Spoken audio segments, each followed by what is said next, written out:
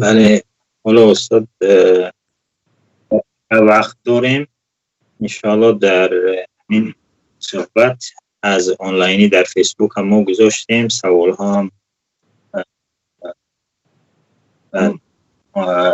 ها هم زیاد شده ایستاده است. سلامت باشه.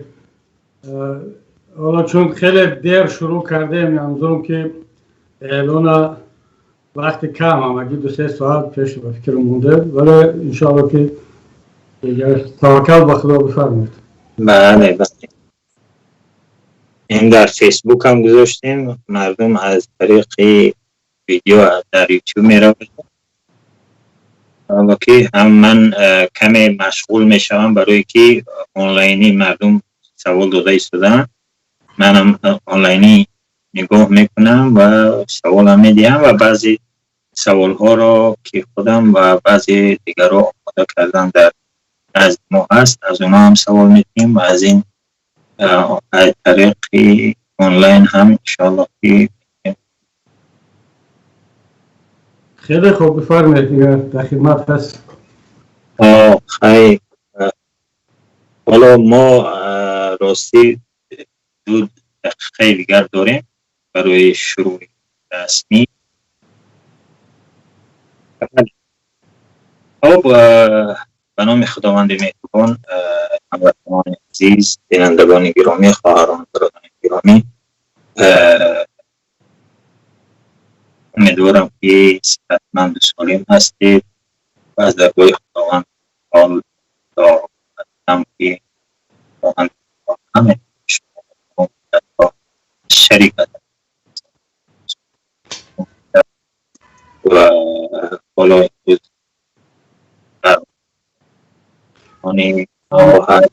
صدای خود روشن نیست. حالا نمیدونم شاید بینندگان خوب بشنوند، ولی برای من کمتر صدا روشن نیست. حال چست است.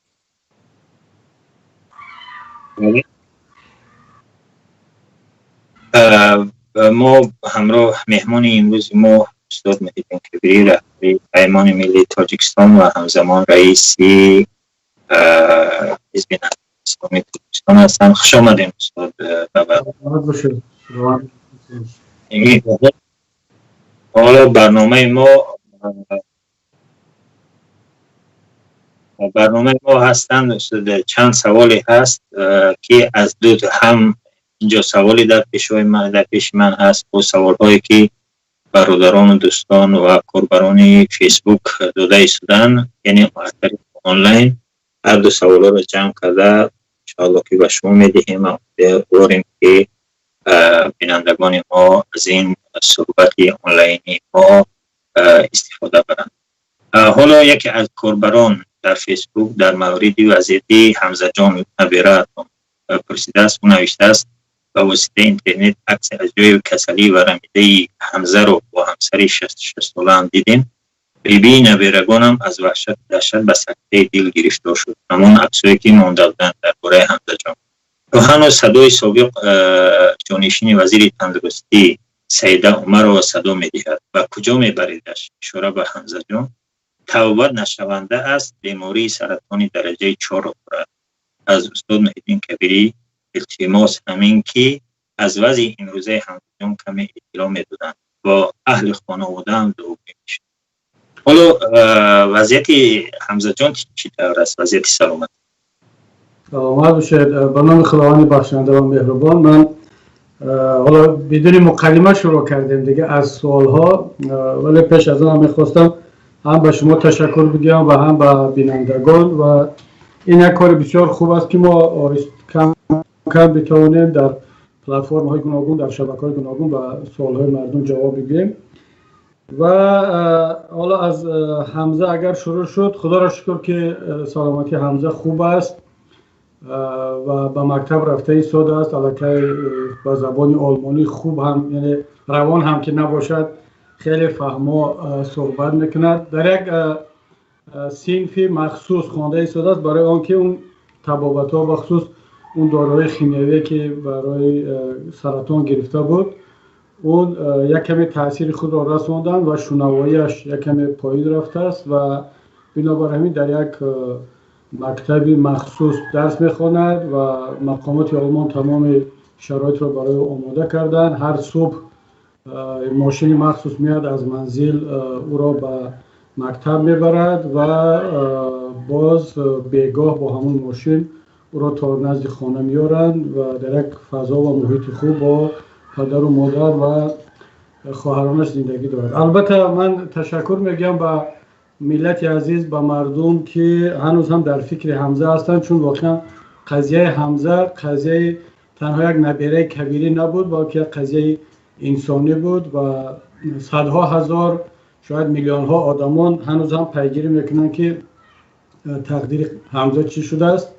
زیرا وقتی که حکومت حمزه را اجازه نداد به بیرون برآید و گفت که باید در همینجا بمیرد، چون الکی میمیرد و هیچ ضرورت برای خارج رفتنش نیست، اون را به خاطر این طفل را به خاطر من به خاطر بابایش میخواستند جزا بدهند و آماده بودند که یک طفل در همون داخل به هلاکت برسد. ولی خداوند خودش لطف کرد، مردم عزیز در پهلوی ما ایستادند و از تمام جهان عدالت خواهان صدا بلند کردند و بالاخره حکومت مجبور شد که برخلاف آن که گفت که این باید در همینجا بمیرد، در لحظه های آخر او را اجازه داد که به خارج بیاد و الحمدلله که هم طبیبان ترک یک ماه بیشتر خیلی طبابت خوب کردند و بعدا در مقامات لیتوا خیلی کمک کردند که یک مدت در لیتوا ایستاد و حالا طبابت های لازم را در آلمان گرفته ایستاده است. طبق آخرین خبرهایی که دکتران با ما گفتند، دیگر در بدن حمزه نشانه های از اون کسلی سرطان باقی نمانده است، اما همونطور که گفتم یک کمی شنواییش ضرر دید که انشاءالله این دیگر حل شونده است. حالا با دستگاه خوب میشنود و خدا را شکر میگیم که صحت سالم است، به مکتب رفته ایستاده است و تشکر میگم به ملت که هنوز هم پیگیری میکنن. خدا را شکر.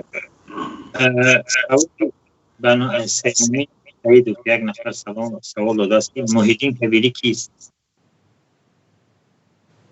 منظور سوال را نفهمیدم، یعنی اگر در چند جمله بگویید محیدین کبیری کیست؟ محیدین کبیری کیست؟ محیدین کبیری یک تاجیک مسلمان یا یک مسلمانی تاجیک، یک شهروند تاجیکستان هست و حالا چند سال در پارلمان کار کردم، در وطن بودم، 5 سال است که در خارجم. اگر با چند جمله بگیم این است. حالا سوال همین قدر کوتاه است یا همین قدر است؟ میریم به سوال دیگری. نوالنی یک نفر سوال داده است که نوالنی نفری که تمام فعالیت خود را برای فاش کردن عملهای غیرقانونی و دیکتاتوری پوتین روانه کرده است. ما تاجیکان هم مخالفین داریم. گروه مثل نوالنی برای آشکار کردن عملهای غیرقانونی و فسادکاری رحمان مبارزه دارد. گروه دیگر هم به نام مخالفین داریم که رحمان را فراموش کرده علیه رقیبان رحمان مبارزه میبرند.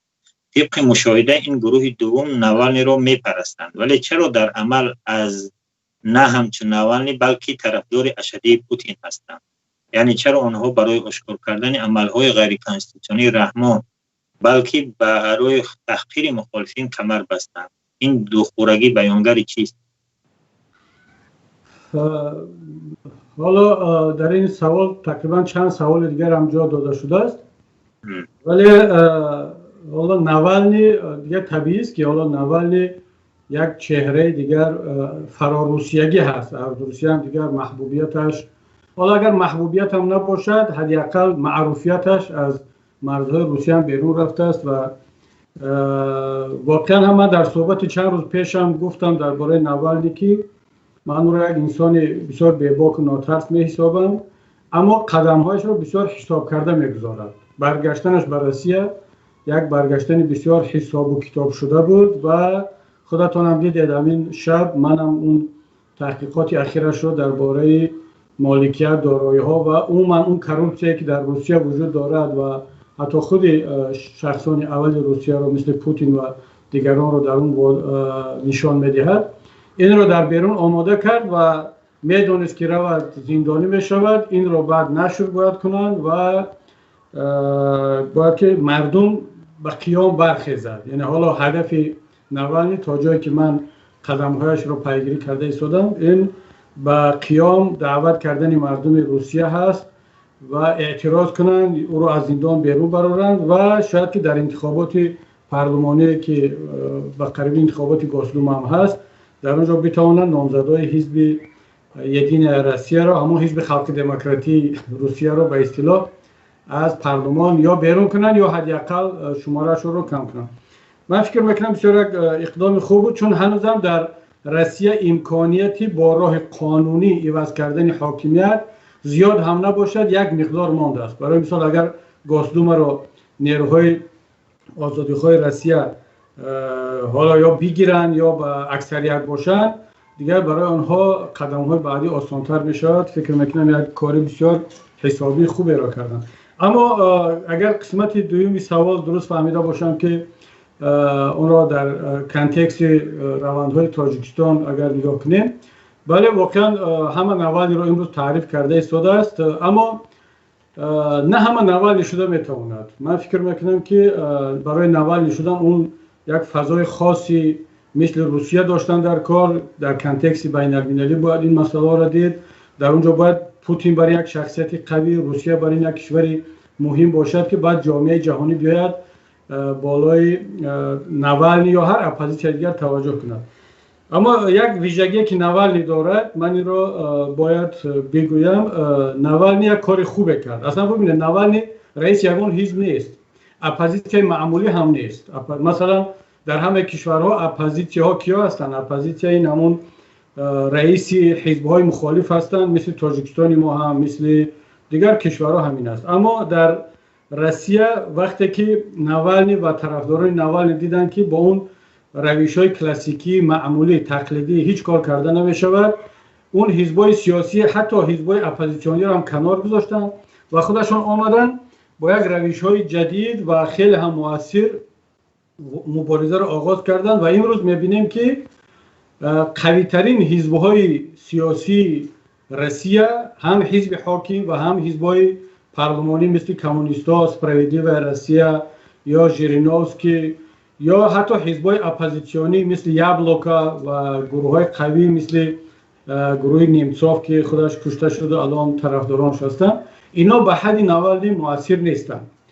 برای آنکه نوالنی آمد یک سیاست رو پیش گرفت، او معنای آن را داشت که دیگر از سیاست‌های حتی حزب‌های اپوزیسیون هم قانع نیست. مثلا یاولینسکی که حالا شخص قوی‌ترین بگیم یا چهره معروف‌ترین در بخش لیبرالی دموکراتی و لیبرالی اپوزیسیون روسیه هست، این آمد گفت که یاولینسکی یک وقتا اعضای حکومت بود، در پارلمان بود، حالا اپوزیسیون هست، ولی با این روشش در روسیه هیچ تاثیر ندارد. آمد مثلا اپوزیسیون لوی فرانت را هم چندان رفتارش را قبول ندارد، مثل ماکسیم شفچنک و اودالسوف، پراخانوف یا گروه های دیگر را.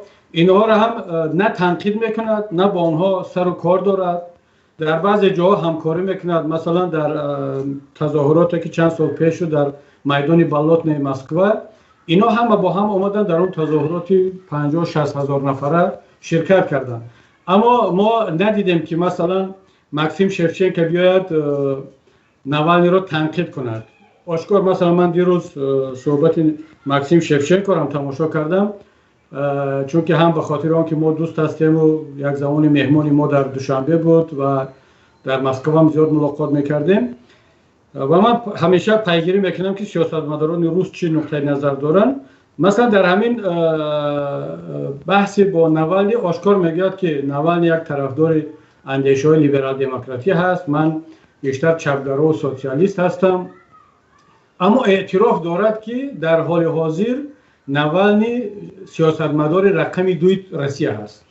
میگه من با اون مخالفت دارم، راهش رو قبول ندارم، اما باید قبول کنیم که نوالنی امروز توانست پوتین رو در یک تنگنا قرار بده و هیچ وقت نه شفچنکا، نه اودالسوف، نه یاولینسکی اینها نمیان علیه نوالنی فعالیت کنند. میگن ما راهش رو قبول نداریم اما با راه خودمون بریم و دقیقاً نوالنی هم همین کارو میکنه. نوالنی همچون مثل یک روزنامه‌نگار یا بلاگر تبدیل شد به یک سیاستمدار قوی، اما هدف پوتین را قرار داد، هدف خود بالای حاکمیت رو، کروپسیونرها رو هدف قرار داد و فقط گفت که این روش یاولینسکی، روش مثلا نیروهای چپ به من معقول نیست، نتیجه نمیدهد، ولی راه خودش رو پیش گرفت و گفت که من با اینها کار ندارم، اینا رو هدف قرار نداده است تا امروز و این رو میگن فرهنگ سیاسی. اما متاسفانه در تاجیکستان ما، من حالا با آسیا مرکزی دیگر کشورها کار ندارم، در تاجیکستان ما مردم همه میدونند، از آن جمله همین دوستانی که حالا به هر نامی که استفادهشون بره، مثلا اگر بگه که مخالفین ناراحت میشن، میگن چرا ما رو شما مخالفین میگن. خب خیلی خوب، پس اینا حالا بگن که اینا هم مخالفی رحمانوف هستن، اما رحمانوف رو میدونن که بودجه در اختیار رحمانوف است، رحمانوف میدزدد، یک حکومت خانوادگی دارد، یک تمام تاجیکستان رو به ناکامی برده ایستاده است.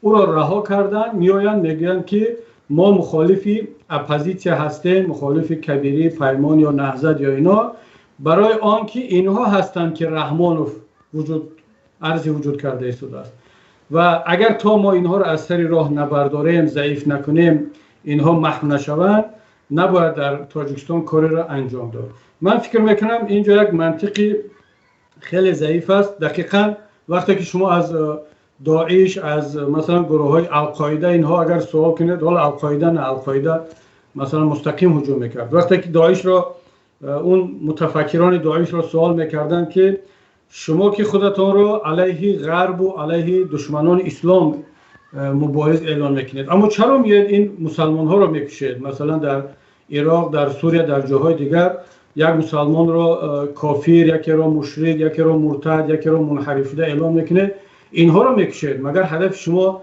زدن مسلمان هاست یا که اون دشمنایی که اعلام کرده؟ اونا منطقشون این بود که میگفتن برای آن که ما اون دشمن بزرگ کلان را بزنیم، باید اول این دشمن های میده را از راه برداریم. بعد می آمدن یک گروه از آدما را منافق، مشرک، مرتد اعلام میکنند، علیه اینها جنگ اعلام میکنند، مسلمان کشی میکنند، در صورتی که همون دشمنی را که اعلام کرده بودن بزرگ، میدونن که با اون زورش نمیرسد، با اون دسترسی ندارد، اون را کنار گذاشته است. من فکر میکنم دقیقاً همین وضعیت در بین بعضی افراد در کشورهای ما هم هست که اونها اون یا از روی ترس باشد یا از روی، حالا یگان من هیچ وقت نمیگم که از روی کدام مشورت پیشکی باشد، احتمال دارد از روی ترس یا از روی، یا شاید میتواند از روی طبیعت انسانی باشد. بعضی انسان ها همین خیلن، طبیعتا مثلا کارشون فقط کافتن و جستجو کردن و سیاه کردن افراد هست که اونها قدرت ندارن، ضعیفن و توسط این میخواهند که همون غریزه یا انگیزه روشنفکری یا اپوزیسیونی خود را برآورده کنند، چون قدرتشون، زورشون به اون هدف کلانی نمیرسد. من فکر میکنم اگر دوستان ما واقعا هم میخواهند که بر علیه فساد، ظلم، دیکتاتور مبارزه برند، من این هدف، اگر ما را هدف قرار داده باشند، این را بدونن که ادرسشون غلط است. و شاید اینجا ببینید ما که از طرف خودمون به این مسئله ها باید خوب رفتار کنیم. محمود جان شما خودتان میدونید، شاید که اون دوستان و تماشابینان ما هم خوب میدونن که بله روز به روز نیروی اپوزیسیون زیاد شده ایستاده است، قوی شده ایستاده است، مردم جمع شده ایستادن، در این شک نیست. اما با اون حد هم قوی نیستیم که ما رحمانوف را، این دیکتاتور را با این حاکمیت ظالم و فساد زده کنار مانیم و بیایم مشغول سوال و جواب و بحث با یک گروه از هموطنان شویم که ما را هدف قرار دادن. ما اصلا اصولا این کار غلط است، لازم نیست، بعدا نیرو هم نمیرسد. شاید که یکی از هدفهای این نفرها همین باشد که با این کار وقتی که ما را تنقید میکنن، ما را تهدید میکنن، میان یا اینکه مثلا عیب جویی میکنن، فقط علیه ما مینویسن، شاید با این کار میخواهند که ما رحمانوف رو رها کنیم، حکومت رو رها کنیم و بیایم با اینها وارد بحث شویم و همون وقت و نیرویی که داریم برای مبارزه برای تاجیکستان در این گروه ها صرف کنیم که ما و شما باید خیلی در این مسئله آگاهانه رفتار کنیم و اجازت ندهیم که ما رو وارد بحث های دوم سوم درجه کنند. هدف ما مشخص است، مبارزه با ظلم، دیکتاتور و آزاد کردن تاجیکستان از دست یک دسته غارتگر دوست. و هر کسی هم اگر با ما شریک است مرحمت ما همکاری میکنیم. اگر هر کسی هم که بگوید که نه ما هدفمون شما هستید و ما اول شما را میزنیم، دیگر توکلشون به خدا و ما وارد بحث و مبارزه با آنها نیستیم. اما جواب محمود جان این نکته مهم است، اما این معنی ندارد که ما خاموش بشینیم و جواب ندیم. نه، جواب رو در جای لازم در وقت لازم با شکل متمدن با فرهنگ حتما خواهیم داد.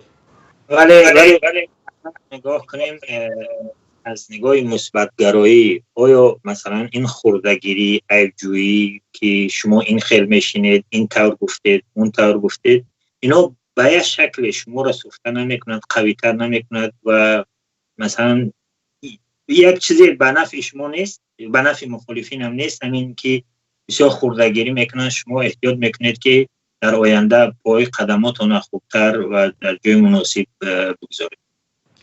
100%. ببینید من موافقم با این ملاحظه شما. ما اصلا اگر بیایم تقسیم بندی کنیم، مثلا این رو قبول کنیم که حکومت وظیفه‌اش تنقید ما هست، نه تنها تنقید، زدن، کشتن، نابود کردن، زندانی کردن. منظورم حکومتی رحمانوف، نه همه حکومت‌ها. حکومت‌های دموکراتی و مردمی اپوزیسیون خود را کمک میکنند از روی قانون. وقتی که در انتخابات پیروز شد حکومت را با اون میتیان. اما در تاجیکستان و دیکتاتورهای دیگر وظیفه اونها زدن و کفتن و کشتن و بیرون کردن و زندان کردن اپوزیسیون است. ما در این دیگه بحث نداریم. حتی وقتی که همین حکومت هم ما را تنقید میکند، ما باید خیلی آگاهانه رفتار کنیم، ببینیم که حتی همون دشمنانه هم که اگر نوشته باشد، شاید در داخل همون نوشته هاش، تنقیدهاش علیه ما یگان جوهر، یگان حقیقتی هست که ما بتوانیم اون را استفاده کنیم. این یک مسئله. گروه دوم شاید بعضی از تحلیلگران و کارشناسانی هستند که نزدیک به حکومتن، مثلا یا در دایره حکومتی کار میکنن یا در یک جاهای یا مستقل کار میکنند و اما موقعشون دائما سفید کردن حکومت و سیاه کردن اپوزیسیون است. این گروه از حکومت فرق میکنند. این رو باید ما جدا کنیم و نسبت اینو باید کمی توجه بیشتر باشد. من فکر میکنم که حالا اگر شاید 50-50 یا که مثلا به طور عمومی میگم اینجا اصلا امکان ندارد که فایز معین کرد، ولی شاید بگیم که 30% اینا در داخل نوشته هاشون، انتقاداشون واقعیت و حقیقت هست. این رو باید جدی گرفت و خود را اصلاح کرد.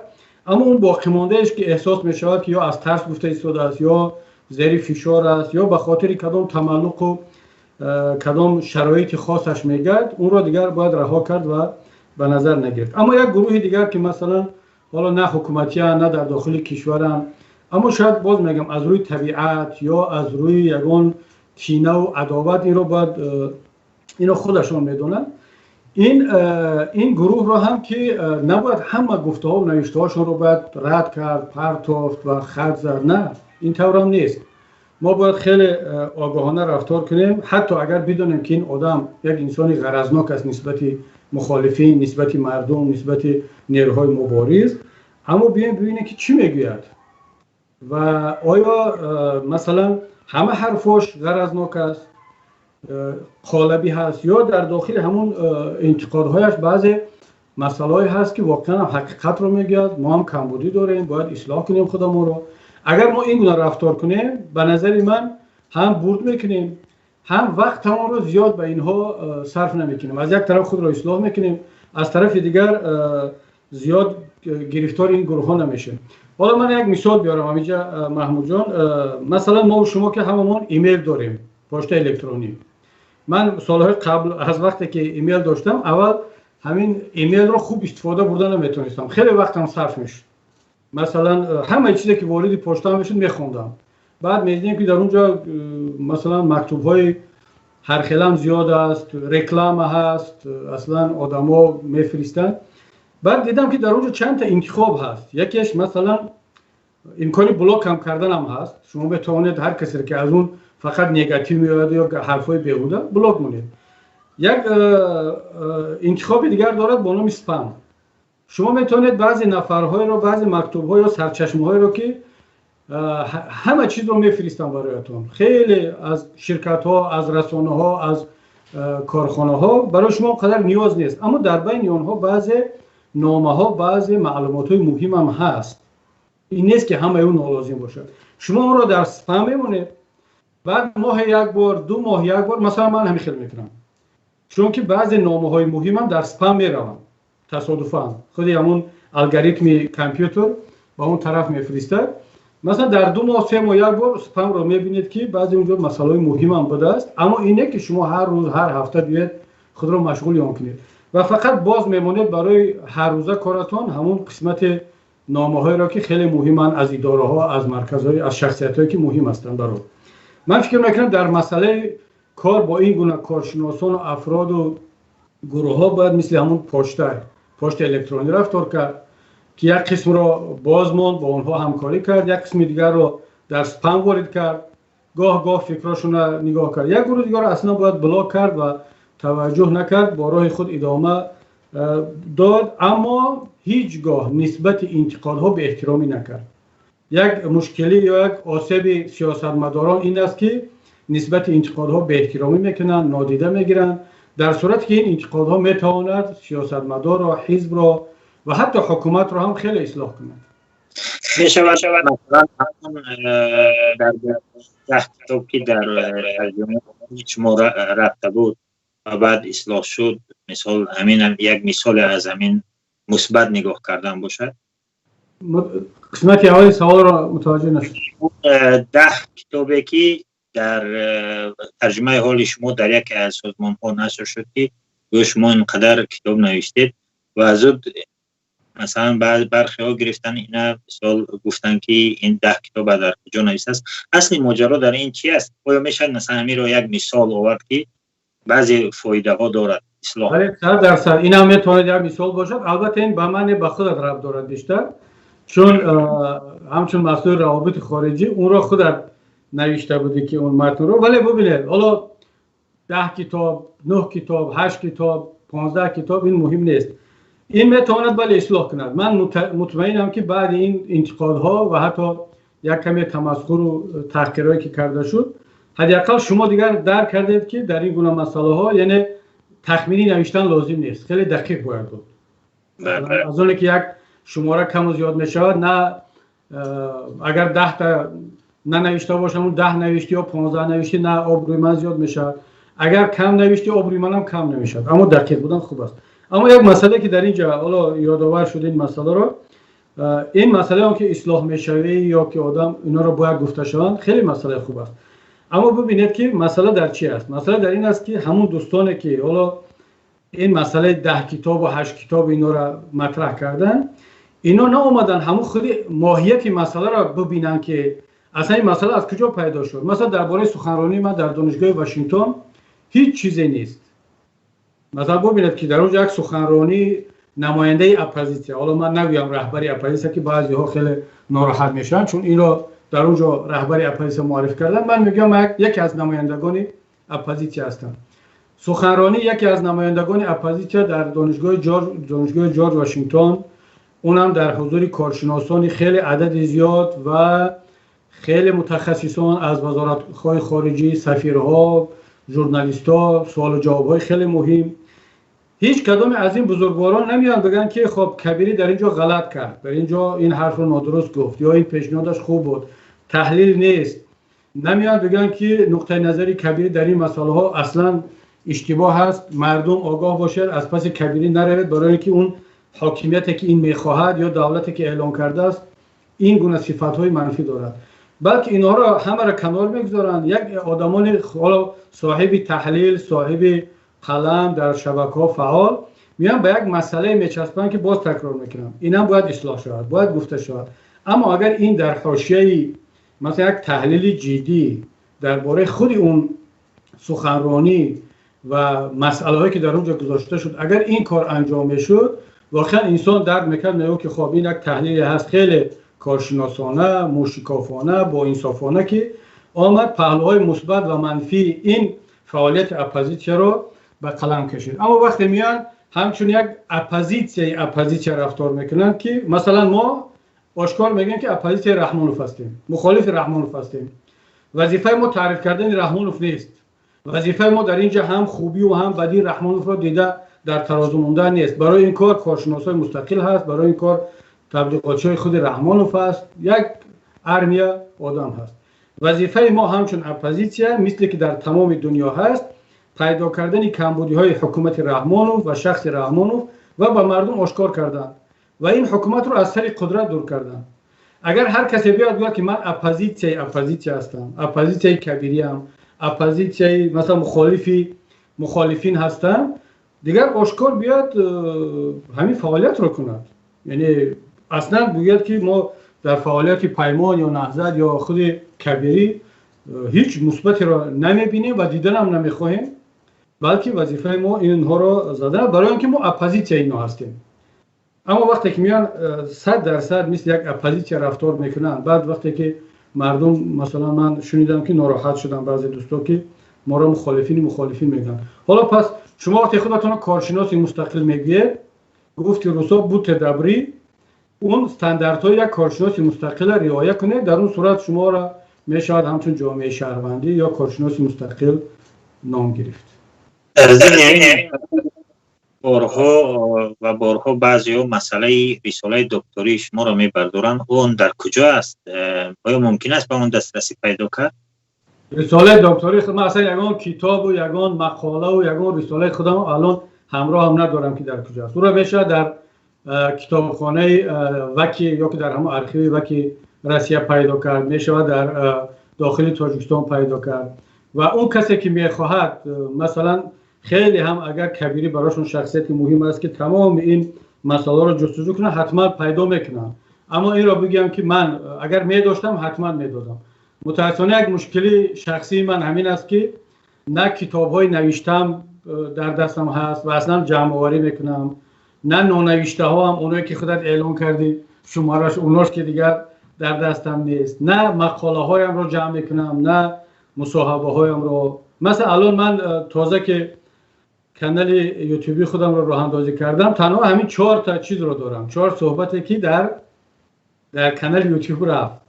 دیگر عادت یگان صحبت و یگان نوار و این چیزها رو جمع آوردن ندارم. این شاید که یک خصلت مثبت نیست، این شاید منفی هست. آدم باید بالاخره ارشیو خود رو جمع کند و بعضی ها خیلی حوصله دارن، مثلا در کجا یک اقتباس نوشتن یا کتاب یک مقاله نوشتن، اینها رو همه پبکه میکنن، جمع آوری میکنن برای تاریخ، برای فرزندان. اما من عادتم همین است که هر چی که گفتم، هر چی که نوشتم دیگه اون مال دیگران است، گفتم دیگر مال جامعه است، مال مردم هست. هر کاری که حالا همین چیزی هم که گفته ایستادم دیگر این دیگر پسی نمیگردم که در کجا است. بعضا روزنامه‌نگاران وقتی آخر منم دیگر حالا ضرورت پیدا شده است، همه وقت نه ولی گاه وقتی که صحبت میکنم ثبت میکنن، اگر خودشون بگوین که یک مرتبه متن رو برای رضایت گرفتن تحریر بفرستیم، پرسن من میگم اگر که لازم باشد میگم بله. اما تا همین سالهای اخیر من اصلا حتی متن مصاحبه خودم رو هم تحریر نمیکردم و میگفتم هر چی که به شما گفتم دیگر شما حق دارید، این مال شما است دیگر. بنابر همین حالا اگر در مسئله کتاب ها و دیسرتاسیون نامزدی و اصلا دیسرتاسیون دکتری که نیست، در اروپا این را دکترا میگن، اما در استانداردهای وکی سابق شوروی این کار نامزد علم است که در اونجا یک مقدار فرق میکنه بین نامزد علم و دکتر، فرقیت هست. بنابراین متاسفانه در دست هم نیست. اما اگر کسی حالا میخواهد که پیداش کنه، فکر نکنم کار دشوار باشه. حالا برای صفحه خاصی یوتیوبی خود گفتین، بعضی میگن که رئیس پیمان ملی بلاگر شد، نظرتون چیست؟ بله بله چرا؟ حالا ببینید من یوتیوب رو یکی از وسیله های بسیار قوی رساندن پیام و گرفتن پیام مردم میدونم. یعنی حالا ما تلویزیون نداریم، تازه تلویزیون پیام تیوی هم راه اندازی شد که همگی یک هفته بعد حکومت پرازی فرستاد و در ماهواره زدن. حالا دوستان وعده کرده ایستادن که باز پیدا میشوند و میبرن. خداوند کمکشون کند. امیدوارم که هم ملت کمک میکند و هم مردم و همین دوستان باید که این پیام به داخل هر خانواده رسانده شد. الان دیگر همون یوتیوب است. من سالهای در دیگر شبکه‌ها نیستم، غیر از این شبکه‌هایی که فقط برای ارتباط خصوصی است مثل واتساپ و تلگرام اینها. در ادنا کلاسنیکی یا در فیسبوک اینا نیستم. اتفاقا یکی از اولین سیاستمدارانی بودم که من در فیسبوک فعال بودم اون وقتی که فیسبوک تازه در تاجیکستان پیدا شد و یک عددی کم در فیسبوک بود. نخبگان، سیاستمداران، روزنامه‌نگاران و ریایان در اونجا بحث می‌کردن. مردم اکثرا در ادنا کلاسنیکی اونجا بودن. اما بعد از اون که فیسبوک تبدیل شد به یک میدان تاخت و تازی، حالا سیاستمداران و کارشناسان دیوانی میگن اینا در فقط پس کامپیوتر رو در دیوان نشسته سیاسترانی میکنند و قوا آزمایی میکنند. با میدان تاخت و تاز و تحقیر و حقارت و حالا دیگر یک بازار شد، آشفته بازار. و دیگه چند وقت است که از این چندین سالها میشود از یک مدتی اول هجرت هم بودم، بعد بیرون شدم و اصلا پشیمان هم نیستم، آشکار میگم. اگرچه یکی از وسیله‌های بسیار مهمی معاشرت کار با مردم رو از دست دادم، اما خیلی وقتم و نیروام حفظ شد که کارهای دیگر در رسیدیم. اگر منم شبانه روزی در فیسبوک می بودم یقینا که نه پیمان، نه نهضت، نه کارهای دیگر، این رسانه ها و تلویزیون اینها به این شکل نمی رسید، چون آدم مشغول همون سوال و جواب و نوشتن و بحثا می شود. بنابراین از اونجا بیرون برآمدم و حالا وقتی که دیدم که دیگر پیام رو باید به مردم برسونم، هفته یک بار، دو بار یا شاید بیشتر، بهترین وسیله این یوتیوب است. و حالا مردم هر چی که میگن حق دارن، یوتیوبر یا بلاگر یا به هر نامی که باشد، من همون هستم و انشاءالله با مردم در تماس خواهم بود. و هر روزی که باز ضرورت پیدا شد که یوتیوب رو هم مانم و باز یک وسیله دیگر، من این کار خواهم کرد. امروز بهترین وسیله یوتیوب است، از اون استفاده خواهم کرد. ببینید همین نوالی که دربارش صحبت کردیم، نوالی نه تلویزیون دارد، نه نمیدونم در فیسبوک هست یا نیست، دیگران شاید بدونن، نه فقط توسط همین یوتیوب فعالیت کرده ایستاده است، نه حزب دارد. و دیروز این برنامه دیروزش رو مثلا اگر صحبت ما رو در کانال خودم 20,000 آدم تماشا کرده باشد، صحبت همین آخری ما رو که همزمان با همون بر آخران تحقیقات نوالی بود، از نوالی رو 20 میلیون آدم تماشا کرده است. یعنی در یک وقت مونده شدن و همون صحبتی من هم درباره نوالی بود. یعنی فرق رو دیدید، یعنی وقتی که ممکن که حتی صحبت پوتین رو به این مقدار در روسیه تماشا نکنن، اون مقداری که در یک روز 20 میلیون از نوالی رو تماشا کرد. برای همین حالا وقتی که حکومت اینترنت رو گران کرده است، قیمت است در تاجیکستان امکانیت نمیدهد، وقتی که تلویزیون پیام تیوی رو میزند یا علیه ما کار میکند، چرا ما از یوتیوب استفاده نکنیم؟ یکی از کاربران همین سوالات داشت که چرا در فیسبوک شما نیستید و با اون جواب دادید. سوال ها زیاد هستند و سوال های مختلف هستند. برای من خواهش میکنم که یعنی جواب ها کمتر مختصرتر باشند برای و بعداً سوال ها از یعنی خیلی مختلف هستند. برای همون من خواهش میکنم من رو در وقت محدود نکنید، چون من طبیعتاً طولانی جواب میکنم، همه سوالام قریب، بنابر همین کوشش میکنم. اما دیدید که حتی برنامه خودم هم از تا 40 دقیقه هم میرود بعضا. بسیار خوب. احمد مصطفی یک کاربر فیسبوک نوشته است که درباره دعوای چین نسبت زمین‌های یا زمین‌های تریتوری‌های وسیع‌تری که حال و طلب دارد. این گزارش به نظرم در رادیو آزادی هم منتشر شد که بعضی همون رسانه‌های چینی دعوای زمین‌های بیشتری رو دارند. میگوید که نظر شما در این چیز اگر در این مسئله روشنی می‌کنید.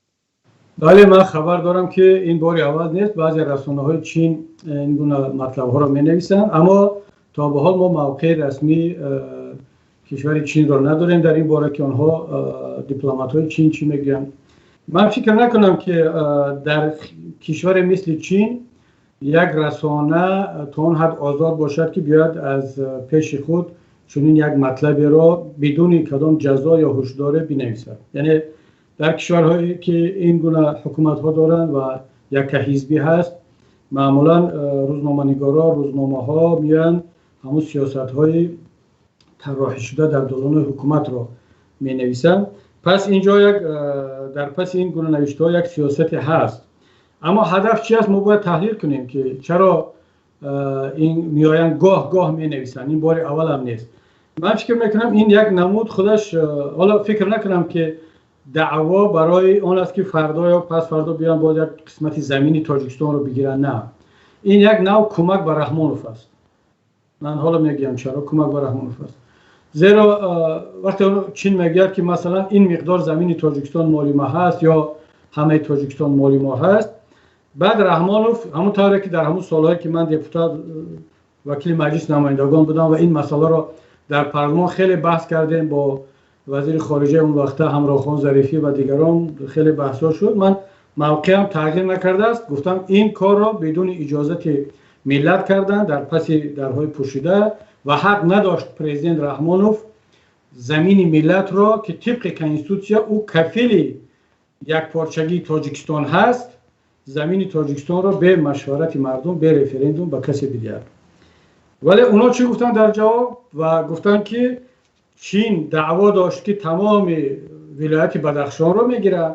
حالا ما برد دیپلماتی کردیم که مثلا 1% خاک تاجیکستان رو دادیم یا 1% بیشتر رو، حالا که اونها دعواشون بیشتر بود.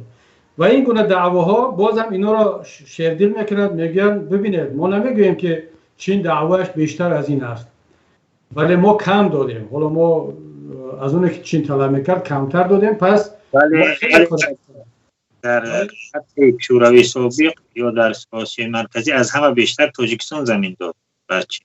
نه، در همه سابق شوروی. اصلا چین وقتی که شوروی پاش خورد با همه کشورهای سابق شوروی که مرز داشت دعوای مرزی را بالا برداشت، با روسیه هم، با قزاقستان هم، با قرقیزستان هم، با تاجیکستان هم. و دعوای مرزش با هندوستان هم هست، با پاکستان نمیدونم ولی با هندوستان هم هست. اما ببینید روسیه وسیع با اون که در جهان بزرگترین مساحت رو دارد و چین اگر برید گوگل رو بزنید که چند کیلومتر مربع زمین داد، مثلا همچون یک رمز سیمبولیش که داد که خب برای اینکه دعوا نکنی زیاد و همین میتیم و چین هم راضی شد. قزاقستان که بعد از روسیه در سابق شوروی دوم مساحت بزرگ رو دارد. شما ببینید که چقدر داد یا چگونه حل کرد، داد یا نداد چه نمیدونم، ببینید چگونه حل کرد. یا قرقیزستان همسایه‌مون که تریتوریش برابر تاجیکستان ما هست، چگونه مناسبت خود را با چین حل کرد. یگانه کشوری که چین توانست از او این مقدار زمین را بگیرد تاجیکستان است و اون هم باز در پس درهای پوشیده در عوض پول. من همون وقتی که وکیل بودم بعضی چیزا رو میشنیدم، اما چون دلیل ندارم، دلیل هنوز هم نیست، دلیل آشکار که مثلا بیایم بگیم که آیا واقعا هم در عوض همین کار شده است یا نه، چون بالاخره آدم وقتی که یک حرف رو میزند باید دلیل داشته باشد. مثلا حرفای بود از بعض شخصای خیلی مهم صدا میداد که بغیر از آن که در بیرژه شانگهای فلان مقدار سهمیه را خود رحمان شخصا گرفت که بیرژه شانگهای که از بیرژه های بسیار قوی و بای جهانی هست، یک مقدار سهمیه رو در اونجا به خانواده رحمانوف دادن، همچون هدیه. کدام یک جزیره خودی رو در بحر زرد یا بحر چین در اونجا داده شد و پولهای دیگری نقدی داده شد و در عوضش این زمینی پارچه زمین رو گرفتن. باز تکرار میکنم اینها دلیل نیست هنوز، شاید روز دلیل پیدا شود، اما این رو من همچون حرفای میگم که همون وقت از زبان بعض شخصهای خیلی آگاه شنیدم، اما چون دلیل ندارم نه همچون وکیل نه همچون یک کسی دیگر نمیتونم 100% بگم که این واقعیت دارد. یک کاربر دیگر به نام سلیمی در همین باره چین گفته است که اگر رفت و حکومت رحمان چند سال دیگر دوام کرد کشور رو وابسته کشور چین خواهد کرد یا خیر.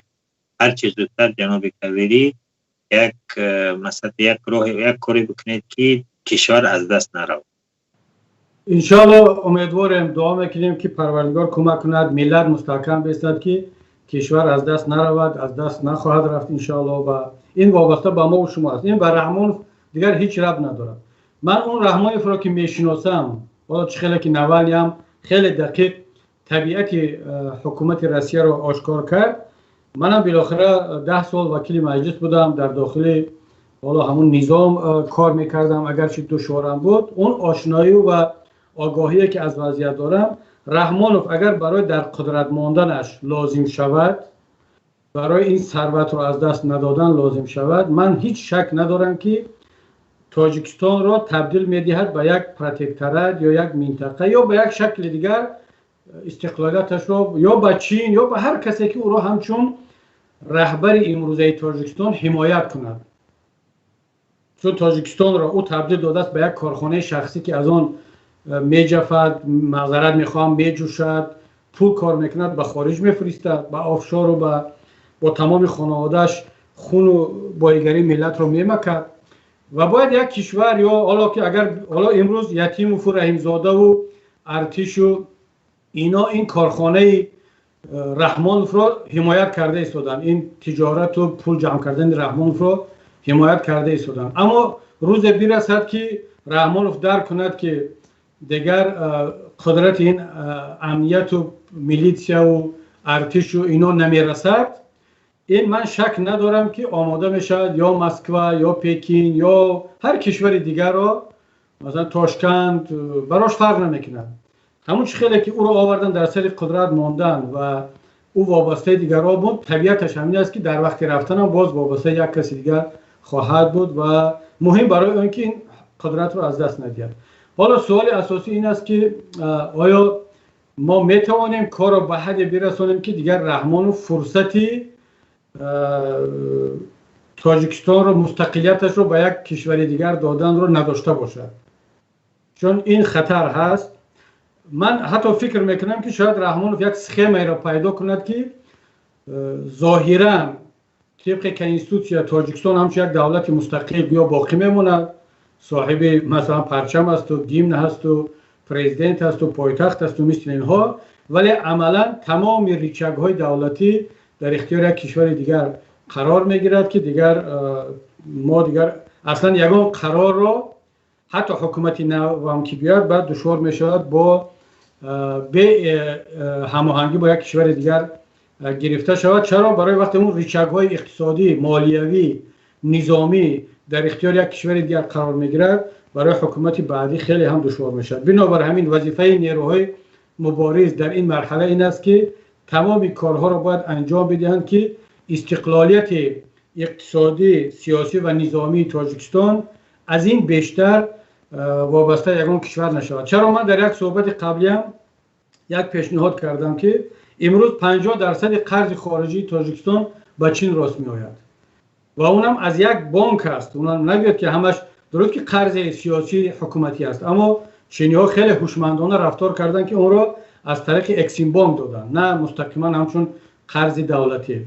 برای آنکه یک روزه که نتوانیم قرض را داده، اکسیم بانک میتواند به دادگاه بین المللی بکشد و تاجیکستان را دفالت اعلان میکند، در عوضش هر چی که بخواهد مجبور هستی طبق قرار دادگاه بین المللی این را پرداخت کنیم.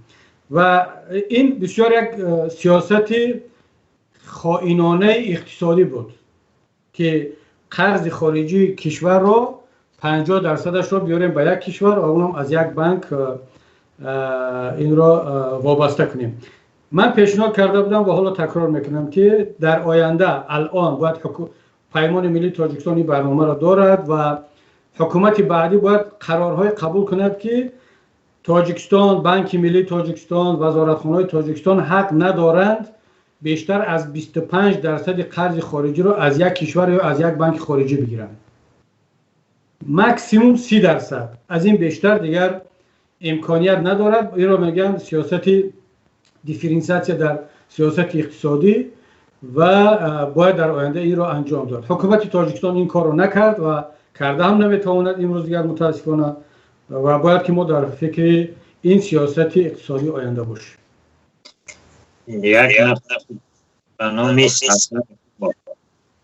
میگوید در برای بزرگ صبیر سوال میکند. متاسفانه که آواز من کمتر مشکل دارد، نمیدونم و چی سبب.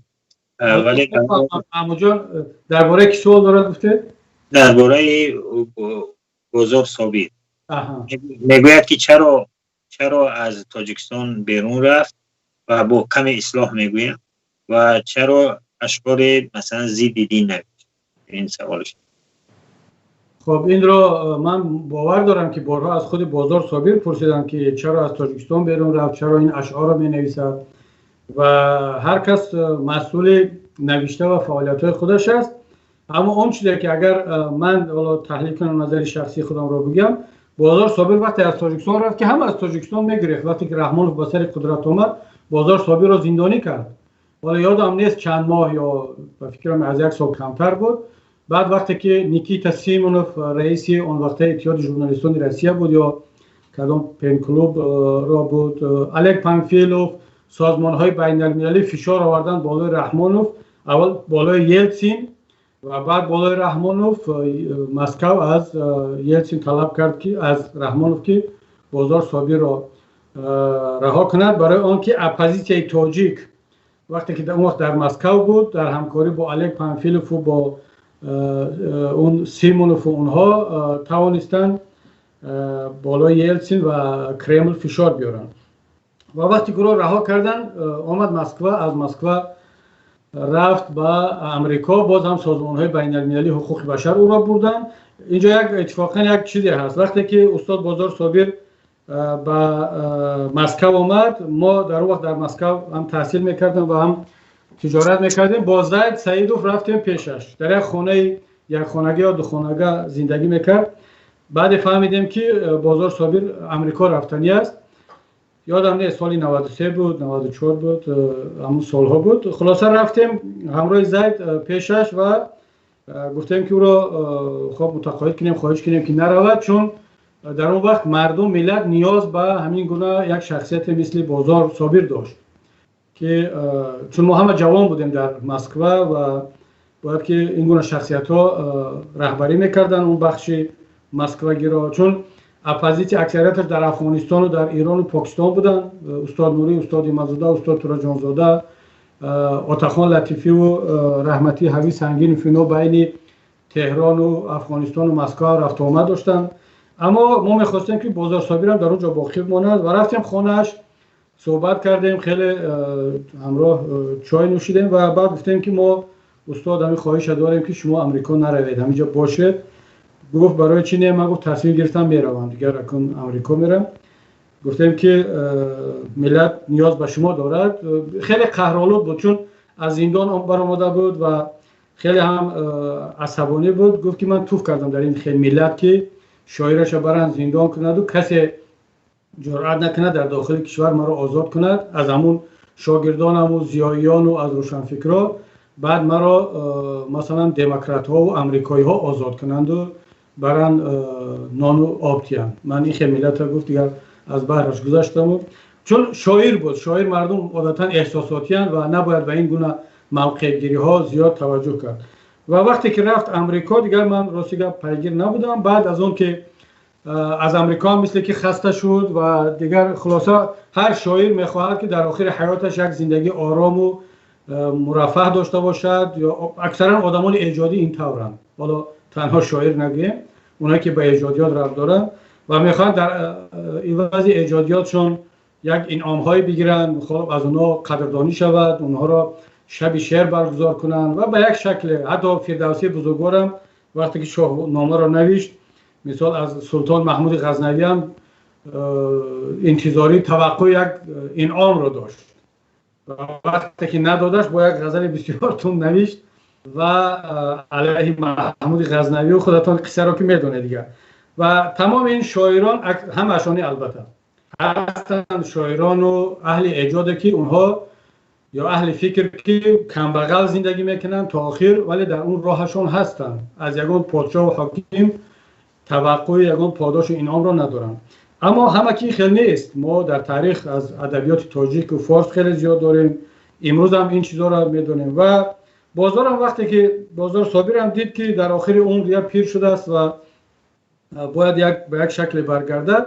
شاید در این فکر کرد که الان رحمانوف چی میخواهد، رحمانوف در کدام فکر است، خودش را توانست در بازار رحمانوف خوب بفروشد.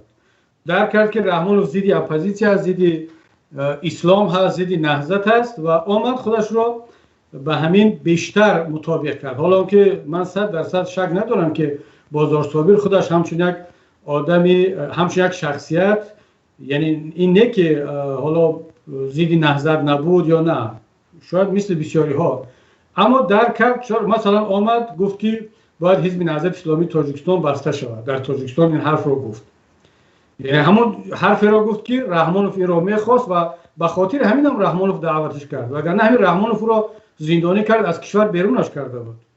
و متاسفانه بعد از اینکه بازار صابر این کار کرد و صاحب خانه شد و یک جایگاه شد، این در را باز کرد و بسیاری ها را علیه نهضت کرد که همه حس کردن که اگر بیاد مثل بازار صابر موقع ضد نهضت بگیرد و حتما در بازار حکومت یک خریدار پیدا خواهد کرد، که ولی فراموش کردن که قد و قواره و اون جایگاهشون مثل بازار صابر نیست و هر کس بازار صابر هم شده نمیتواند.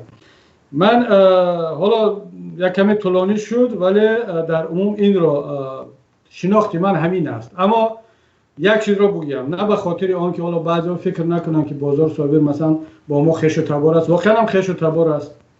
ما پدر رحمتی همون با بازار صابر خیش و تباری، حالا از مادری پدرم از همون دهه صوفیان و از بگیم خانواده، با هم خانواده یک خیش و تباری نزدیکن با بازار صابر. اما ببینید که در همین یک خانواده دو دنیای به هم زید شکل گرفته است. چرا این معنی را دارد که واقعا هم خدا را شکر میگم که خانواده ما از ریشه یک خانواده آزاد اندیشان، آدمانی که در آن واقعا انسانیت محور است.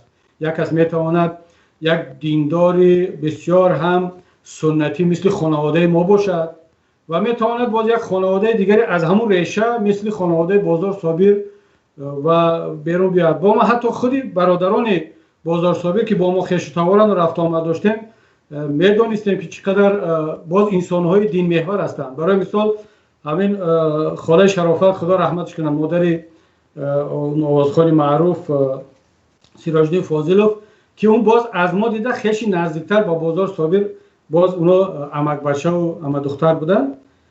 یعنی یک انسان واقعا هم پارسای با تقوای خداتر است که من واقعا همچون یک مادر خودم دوستش می داشتم و پدرم هم دوستش می داشت. یعنی کاملا برعکس بازار صابر که یک آدم دینگریز بود. ولی من این را وقتی تحلیل میکردم به این نتیجه رسیدم که خدا را شکر که اون محیط خانوادگی ما که مثال از اول بود هنوز هم هست که حالا فرزندانی من بتونم یک فکر دیگر داشته باشم. اتفاقا بسیاری از اعضای خانواده ما اعضای حزب نهضت هم نیستن و این گونه شخصیت بود. وقتی که بازار صابر یکم بار از امریکا برگشت، مهمانی ما بود در خانه، رحمتی پدرم قطعی همراه شدیم. اتفاقا اون روز عکس‌ها را میگفتم، یک عکس جالب برآمد، شاید در یگان شبکه بعد مونم. ما درباره بازگشتش هم فکر کردیم و پیشنهاد کردیم که خب برگرد بیا. گفت نه، من برای یک زیارت به وطن آمدم و برمیگردم به امریکا و حتی گفت که من در همون امریکا میخوام خاک شوم، دفن شوم و یک وصیت اونجا کرد که با فرزندانم گفتم که رفتم قبرستانی رو پیدا کردم که اگر بهتر است که مرا خاکسترم رو در اقیانوس پرتوید، اما اگر میخواهید گور کنید در اینجا مثلا گور کنید. یک جای رو پیدا کردم. بعد گفت، حتی گفت که حساب کتاب کردم این گورستان در امریکا قیمت بوده است. من یک شوخی کردم اونجا وقتی گفت که همین ریتوال گور و چوب در امریکا خیلی قیمت است، گفت تقریبا 70,000 زیاد می شود. بعد من گفتم که نگران این نباشه، شما همین راضی باشید که مرده‌تون به تاجیکستان بیاید و میخواهید که آتش بزنن مرده‌ت رو. همینجا کم نیستن آدمانی که واقعا خودت رو میخوان آتش بزنن. شما به پول هم آتش میزنن، 7,000 هم خرج کردن لازم نیست برای خدا. خلاصه خیلی شوخی کردیم، خندیدیم، ولی این نیت ها را داشت. اما این تقریبا 4-5 سال پیش از این تغییرات سیاسیش بود که مثلا بعد یک باره با نماینده‌های رحمانوف رفتن پیشش و با او صحبت کردن و اون این موقع گیری سیاسی را کرد. آمد ضد دین شعر نوشت. لنین رو که از دست لنین و بچه های لنین گریخته بود، فرزندان معنوی لنین او را زندانی کردن، فراری کردن و از دست اونها فرار کرد، گریخت، ولی باز در وصف کپک لنین شعر میگفت و ضد اسلام، ضد کسانی که مثلا او را نان دادن، مثلا در امریکا زندگی کردن میخواست، دوست میداشت، اما ضد دموکرات ها مثلا شعر میگفت. من حتی یک بار گفتم که اگر بسیار واقعا هم لنین پرست هستی و بلشویک‌ها و لنین را دوست می‌دارید، چرا در یک کشوری که بلشویک‌ها کمونیست‌ها سر قدرتن در اونجا زندگی نمی‌کنید؟ مثلا در روسیه، در کوبا، در کره شمالی. مثلا این یک نمود، یک سیاست‌های عجیب و غریب هست که من نمی‌خوام اینجا مثلا متهم به حالا بازار صابر که خداوند ببخشد و بیامرزد و اگر که توبه کرده باشد خدا رحمتش کند و من چون حق ندارم درباره بعضی ها میگن که اون این خیلی رفت و فلان، نه، اصلا این رو غیر از خداوند دیگه هیچ کس نمیدونه، اما او شاعر است، او میتونه هر چی بگه. اما این رفت داره بیشتر به یک موقع سیاسی. وقتی که انسان مثلا یک کس میاد در غرب زندگی میکند، میخواد در غرب زندگی کند، مثل همون حکومتداران تاجیکستان شب و روز غرب رو تنقید میکنن، امریکا، اروپا اینا مثلا فلان و بهمدانن، اما میان در غرب تبابت میگیرن، میان فرزندانشون در اینجا میخونند، میان در اینجا خرید و فروش میکنن، راحت میگردن، ولی بازم میان میگن که غرب فلان است، این است. این رو من یک پدیده بسیار دخورگی سیاسی میدانم که متاسفانه در بسیاری از اندیشمندان و شاعران ما هم هست. حالا یک کمی صحبت طولانی شد ولی دیگر نظرم مهم بود. روحش احمد کزین یک کاربر نوشته است زیل و نیتی به وطن برگشتن رو دارند، اگر داشته باشند پیش از انقلاب مردمی است یا بعد از آن. و دویم سوال، استراتژی مخصوص پیمان در سال 2021 چیست؟ من هر لحظه درباره بازگشت به وطن فکر میکنم و حالا شاید در وابسته به سن و سال باشد، نمیدونم، این وقتای اخیر که کمتر شده است، ولی 3-4 سال اول هجرت شب نبود که من تاجیکستان رو خواب نبینم، اصلا هیچ شب. ولی الان دیگر باز این چیز، حالا باز میگم شاید یک کمی آرامش پیدا شد یا چیز کمتر شده. یعنی معنی رو دارد که ما همیشه در فکر بازگشت به وطن هستیم، اما چگونه بازگشت؟ طبیعی است که بازگشتی سربلندانه و به خاطر آزاد کردن و پیشرفت ملت و کشور. و اما کی برمیگردیم این دیگر وابسته به شرایط است. این میتواند پیش از اون تغییرات یا حالا برادر نامش انقلاب مانده است، من اصلا دیگر اهمیت داده باشد کلمه انقلاب رو زیاد استفاده نمیبرم. پیش از اون قیام مردمی، پیش از تغییرات یا بیداری ملت، یا که بیایم به خاطر آنکه ملت بیدار شود، اینا را سیاستمدار باید خودش حس کند، درک کند که کی بیرون برود، کی برگردد. برای همین من نوالنی را حداقل تا اینجا یک سیاستمدار موفق و آگاه میدونم. اگرچه خودش مجبوری بیرون آمد، یعنی با خواهش خودش نبود، میخواستن بکشن برای تبابت آمد، اما برگشتنش با حساب و کتاب دقیق بود به خاطر بیدار کردن مردم روسیه، چون در داخل روسیه این امکانیت و این آمادگی نسبی از طرف مردم هست. الکی طرفدارانش میتینگ میکنن، جمع میشوند، رسانه‌های نیم مستقل مثل داشت و دیگرها وجود دارد و پوتین هم همه رو زندانی نمیکند. اما در تاجیکستان الان مثلا یک نفر برگردد و فعالیت سیاسی مثل نوالنی کند، او 100% شک نکنید که جاش در پهلوی زید سعیدوف و محمد روزی و بزرگمهر و محمد علی و سید عمر و دیگران است. بنابر همین سیاستمدار باید خودش درک کند، مثل یک شکارچی است. من در اون صحبت قبلی هم گفتم که مثل یک شکارچی که کی باید حرکت کند، کی باید آرام بایستد تا اینکه به اون هدفش برسد. همون روزه که ما این فعالیت رو که دیده ایستادید آغاز کردیم و الحمدلله که خیلی خوب رفته ایستاده است. برادران فعال شده ایستادن، مهاجرین بیدار شده ایستادن، در داخل کشور مردم بیدار شده ایستاده است و این مسیر رو ما این راه رو یک کمی دیگر برویم، اون وقت معلوم می شود که قدم های بعدی چی خواهد بود. حالا گفتم که این سوال دوم شما که استراتژی نهضت در سال آینده چی است؟ استراتژی نهضت بله پیمان رو سوال کرده است. حالا من میخواستم اول نهضت و بعد پیمان. اگر پیمان پرسیده باشد بله، استراتژی پیمان ملی تاجیکستان این است که این روشی که الان شروع کردیم این رو ادامه دادن.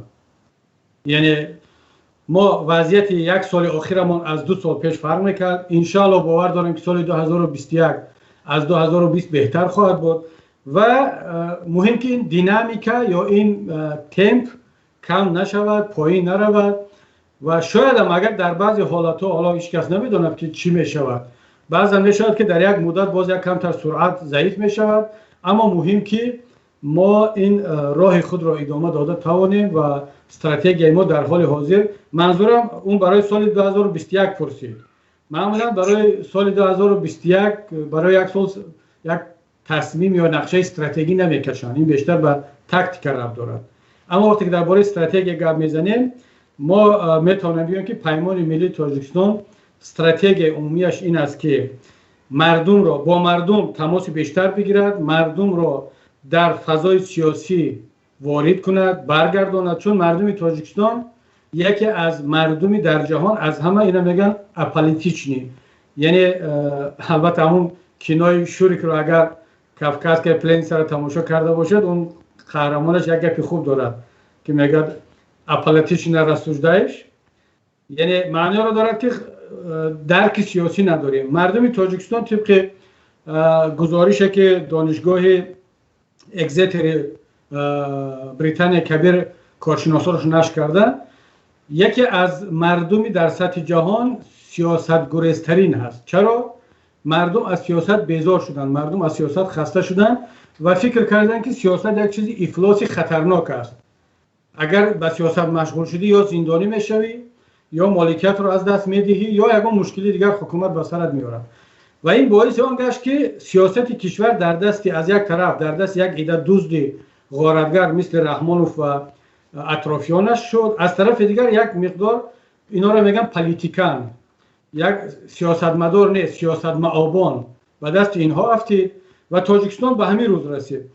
و ما استراتژی ما این است که مردم رو بار دیگر به سیاست برگردانیم، مردم از سیاست نترسد، نگریزد، سیاست رو یک چیز افلاس و اشتباهی نداند، بلکه بداند که سیاست این یک واقعیت است که در تمام دنیا باید که مردم وارد سیاست باشند. مردم امریکا چند ده ساله سیاست گریز شد، نتیجهش ترامپ اومد، خود را از انتخابات و از حزب‌ها دور گرفتن، نتیجهش ترامپ شد و بار اول در تاریخ انتخابات امریکا میزان یا شماره اشتراک کنندگان در انتخاباتی که بایدن و ترامپ بود به این حد بالا رفت، حتی در شب روز کرونا ویروس، برای آنکه مردم امریکا اشتباهش را فهمید که از سیاست دور رفتن معنی آن را دارد که تو سیاست را به دست یک نفری مثل ترامپ میدهی یا یک نفری مثل رحمانوف میدهی.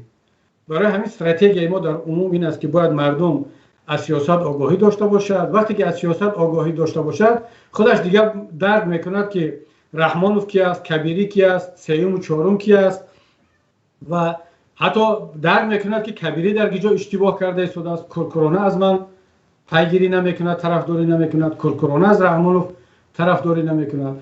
ما نیاز به این گونه مردم داریم، نیاز به این گونه انتخاب کننده داریم که نه از من، نه از رحمانوف، نه از کسی دیگر کورکورانه را پیروی نکند، آواز داد، آوازش را صاحب شود. استراتژی پیمان ملی در آینده مثلا یک دو سال باید این باشد و شاید که در دوام همین یک دو سال هم ما بتوانیم که اون وظیفه اساسی ما را هم انجام بدیم که این دیگر آزاد کردن کشور و ملت از دست این رهزن ها است. ساوی عطاوالله یک از کاربرای فیسبوک گفته است چرا هنگامی در گرمانیا بودن ناوالنی با او دیدار نکرد؟ من حالا چرا باید ناوالنی صحبت کنم؟ شاید که ناوالنی را نمیخواست، و بیمار بود و اصلا هیچ ضرورتی با ناوالنی صحبت و ملاقات کردن هم نیست. مثلا بعضی ها اینجا دوستان پیشنهاد کردن که آیا شما میخواید مثلا ملاقات شما رو با تیخانوف که هم برگزار کنیم؟ گفتم چی ضرورت دارد؟ حالا این فقط یک ملاقات شود برای ملاقات تشریفاتی، برای حالا ممکن تبلیغات مثلا بعضی ها بگن ضرورت دارد، اما از لحاظ عملی من فکر نمیکنم که این حالا به نفع اپوزیسیون تاجیک یا به نفع تیخانوفسکای باشد یا به نفع نوالنی باشد و اصلا فرصت هم نبود، چون نوالنی در طبابت بود، در ریانیماسیا بود و هیچ کس هم بغیر از چند گروه محدود که خدمات ویژه آلمان میدونست که در کجاست نوالنی و امنیت شدید داشت و فکر نکنم که به نوالنی یا به من اجازت میدادن مقامات آلمان که با او ملاقات کنیم و یک بار اعلام کرد 2-3 روز پیش از رفتنش که 17 ژانویه به روسیه برمیگردد. دیگر ما هم هیچ فرصت و ضرورت ملاقات با اون نبود و مثلا با تیخانوفسکای یک اپوزیسیون دیگری سابق شوروی ملاقات کردن. من فکر میکنم که این با گفت خود روسا رزدرجت کردن یک گروه های هست در کسانی است که اصلا ما هیچ ضرورت نداریم. هدف ما تنها و تنها از سر قدرت دور کردن این گروه دزد و راهزن در تاجیکستان است. ما چرا حالا بیایم خودمون رو اپوزیسیون همه دنیا اعلام کنیم، بیایم با روسیه درگیر شویم، با بلاروس یا با مثلا کشورهای دیگر. حتی بعضی ها میگن که چرا شما مثلا اردوغان رو تنقید نمیکنید، چرا ایران رو تنقید نمیکنید، چرا پوتین رو تنقید میکنید. ما که ما اپوزیسیون همه دنیا همه دیکتاتورها که نیستیم.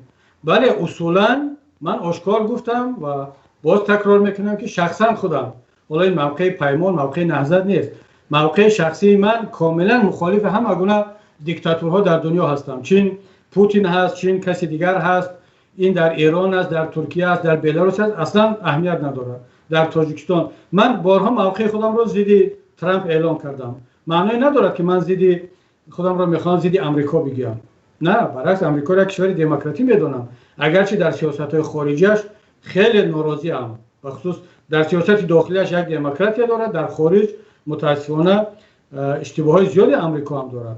اما شرط نیست که من وقتی که از سیاست‌های ترامپ یا پوتین ناراحت هستم بیام خودم رو مثلا هر شب و روز در ضد مثلا اینا اعلام کنم، بیانیه بدم، مثلا ضد ایران، ضد ترکیه، ضد اینا. چی ضرورت دارد وقتی یا حتی ضد چین؟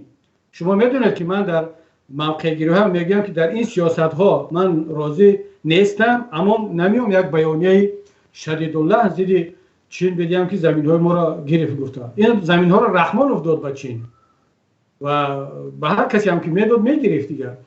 بنابر همین ما مخالف رحمانوف هستیم و باید که وقتی که با دیگران ملاقات میکنیم، موقع گیری میکنیم، باید طرز موقع گیری کنیم که به این سیاست ما در تاجیکستان کمک کند، نه اینکه بیاد مانع شود. اگر من موقع شخصی خودم رو میگفتم و این ضرر به مبارزه با تاجیکان نمیرسان، من شاید حالا خیلی از کشورها و خیلی از سیاستمداران موقع گیری میکردم در همین منطقه اطراف شوروی و یا همسایگان ما.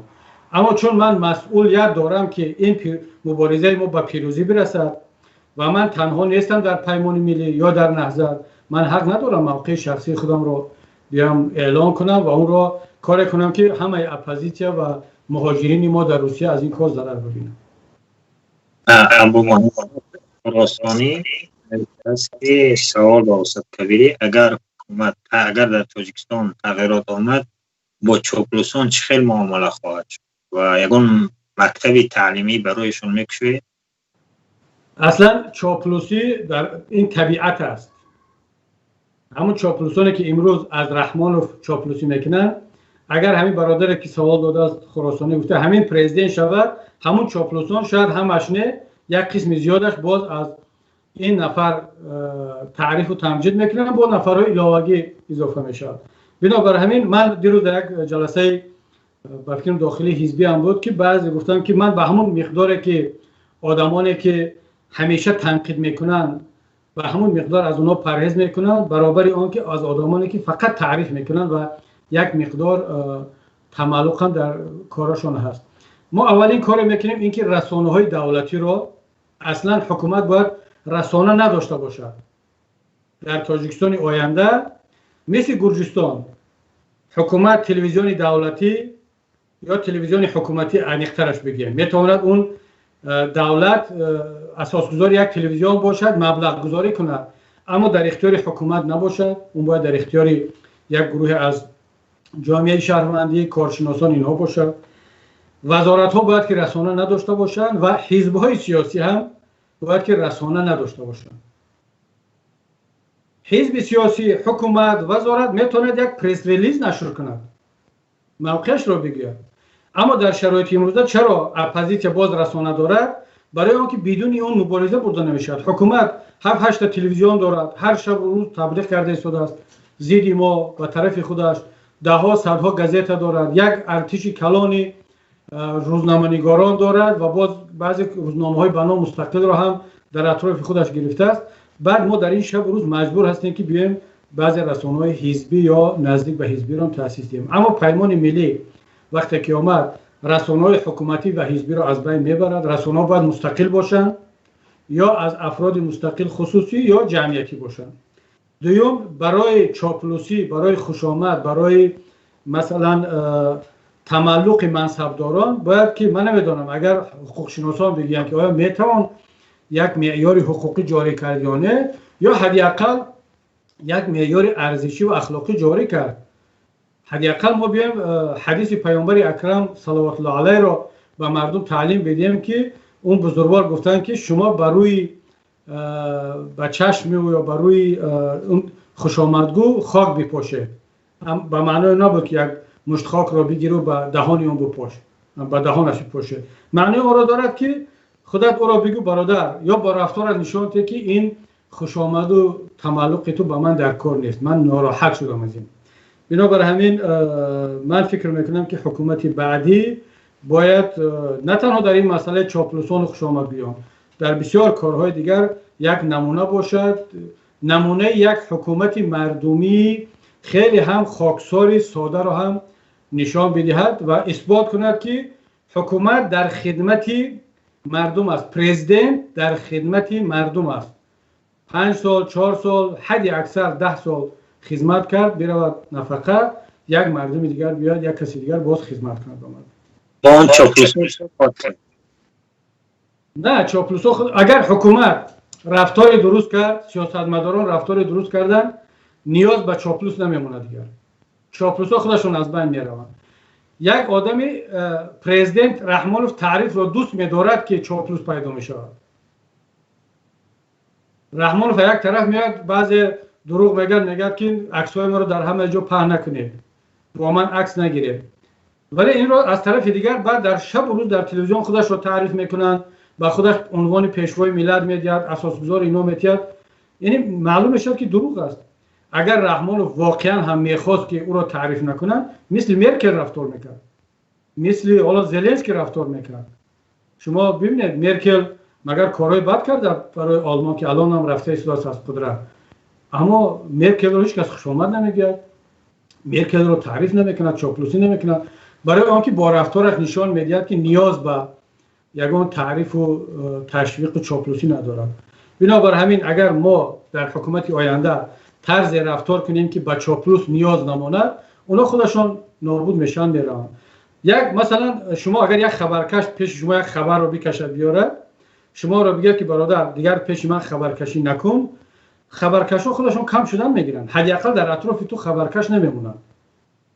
اما وقتی که مردم احساس کنن که نه تو مثلا خبرکشا را دوست می‌داری، اونها را تعریف میکنی، بلکه اونها باز یک انعام میدهی، شماره خبرکش زیاد میشه. وقتی که چاپلوسان درک کنن که برای چاپلوسی با کوارتیر میگیری، جای کار میگیری، معاش میگیری، حداقل از زندان آزاد میشی، شماره چاپلوسان زیاد میشه.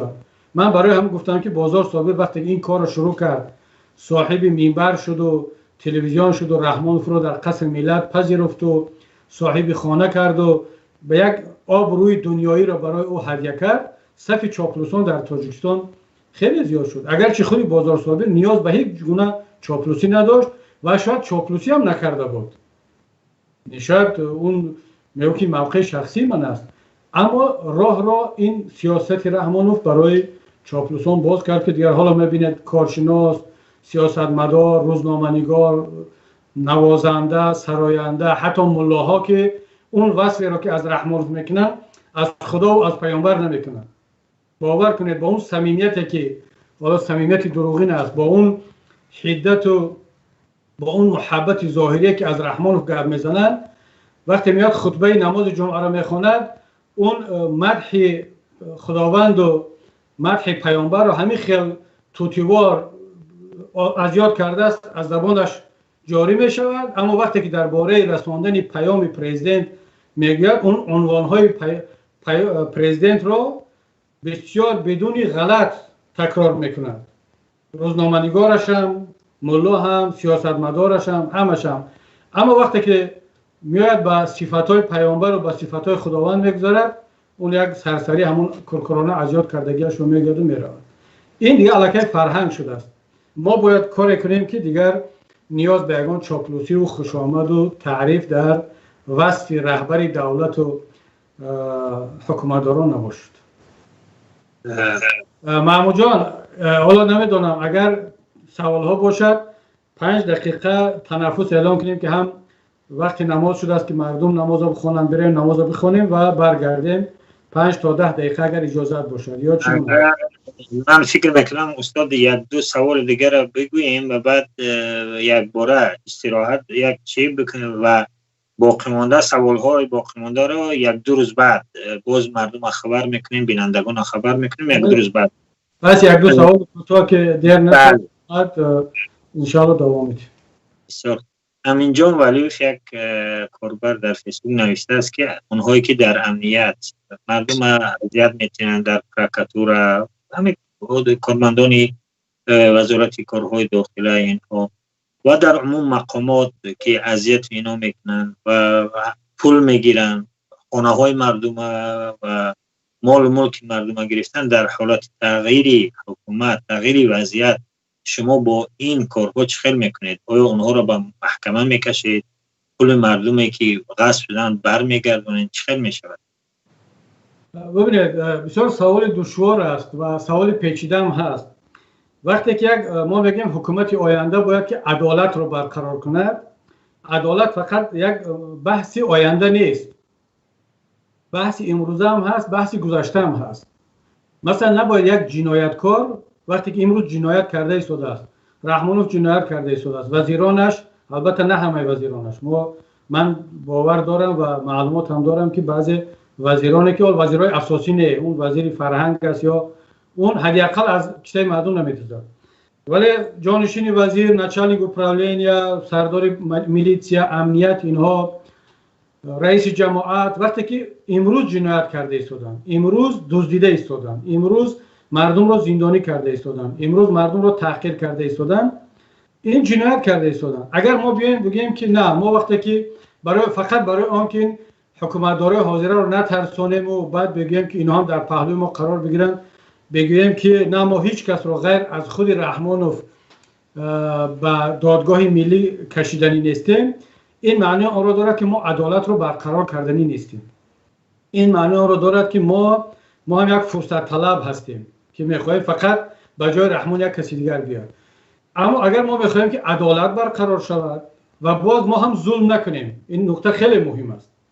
اگر ما خدای نکرده به خاطر یا با هدف برقرار کردن عدالت باز بیایم بالای دیگران ظلم کنیم، پس از این رحمانوف و کماند رحمانوف هیچ فرق نداریم. پس ما را لازم است که در مرحله تطبیق عدالت خودمون دست به ظلم نزنیم. این چی معنی داره؟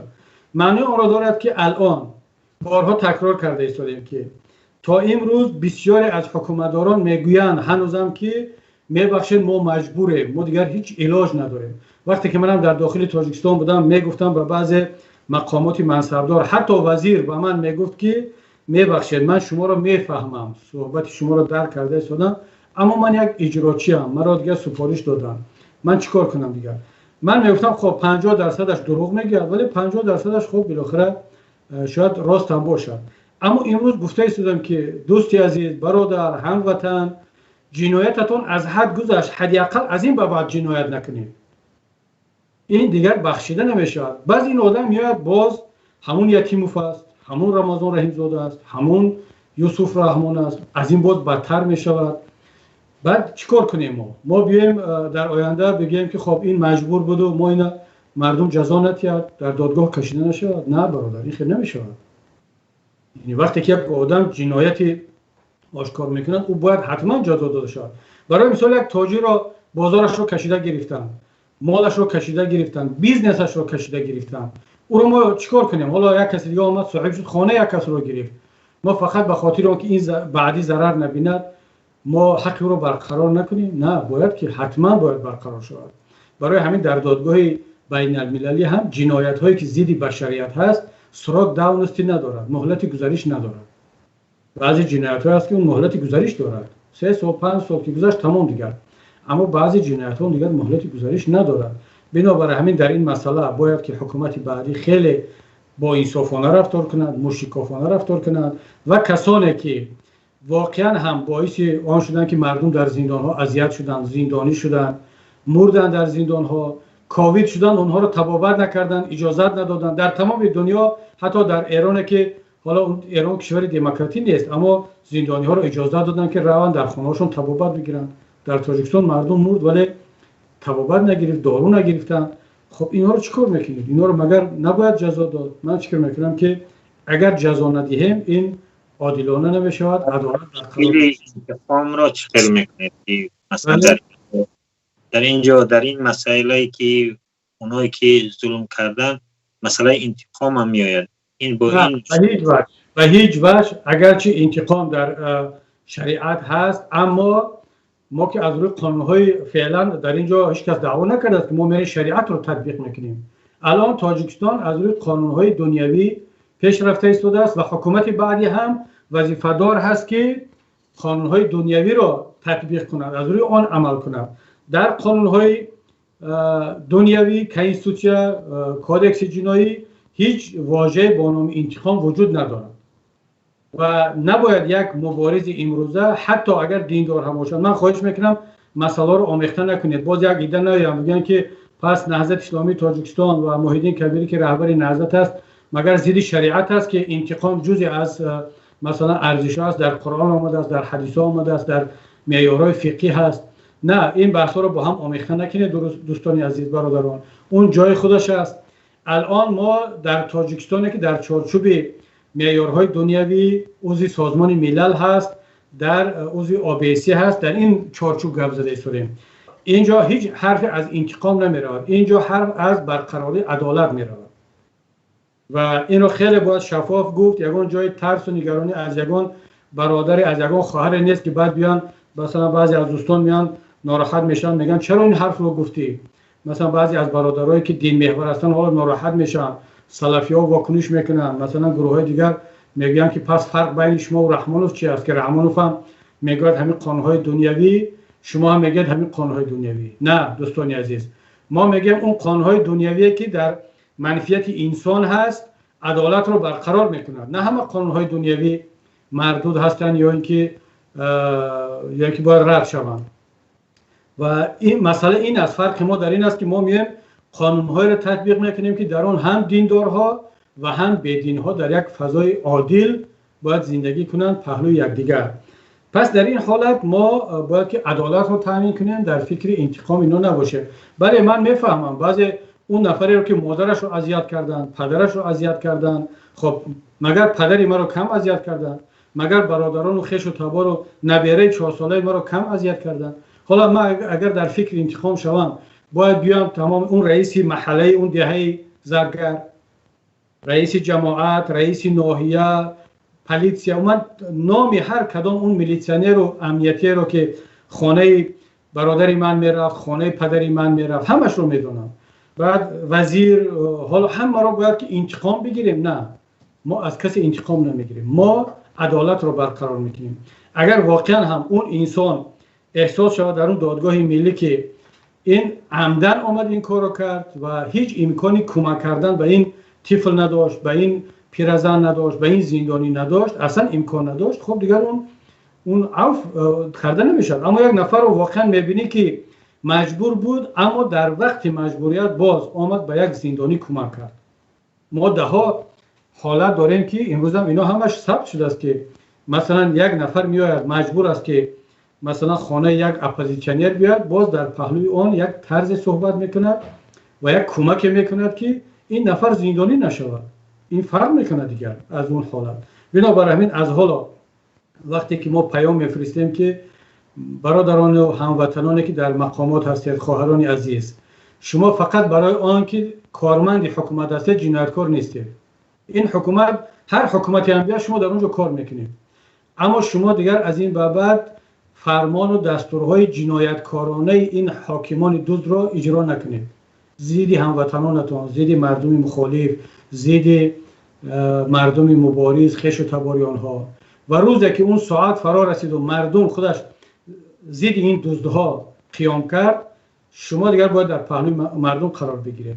اون وقت دیگر مردم که دیگر خودش درک میکند، میداند و در وقت تصمیم نهایی گرفتن حتما عادلانه رفتار کرد.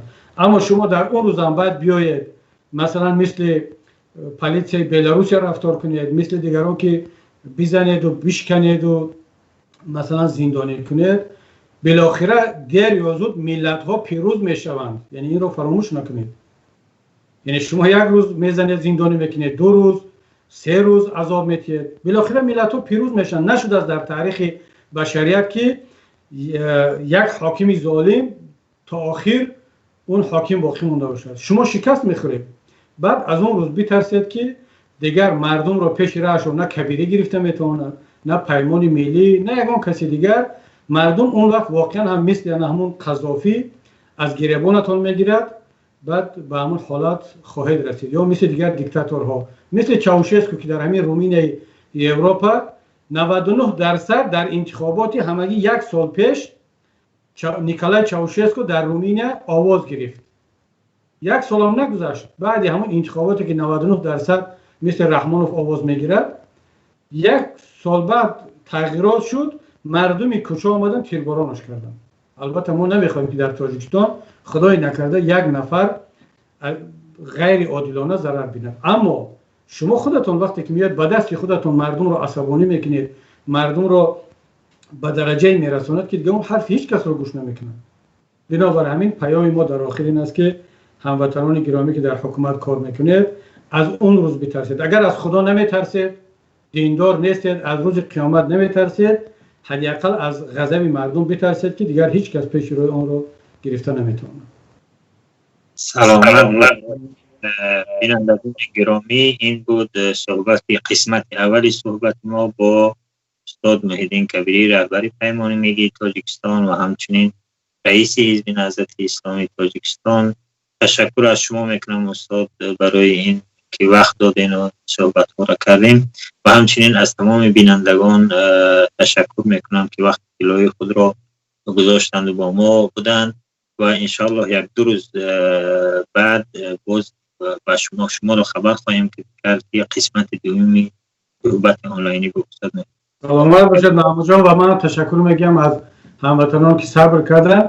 چرا یک صحبتی رو در کانال من برگزار نکنیم، فقط در کانال شما در در کانال شما با مردم در کانال یوتیوبی ما هم برگزار کنیم تا اینکه مردم هم آگاه شوند. چون حالا من بیشتر نظرهای شخصی هم رو گفته ایستادم، اگرچه سوال‌ها با پیمانم ربط داشت ولی بیشتر از نظر شخصی بود. ان حالا فرق نمیکنه چه در کانال خودم، چه در اینجا، چه در جای دیگر، حتما صحبت خواهیم کرد. خداوند نگهبانتون باشه.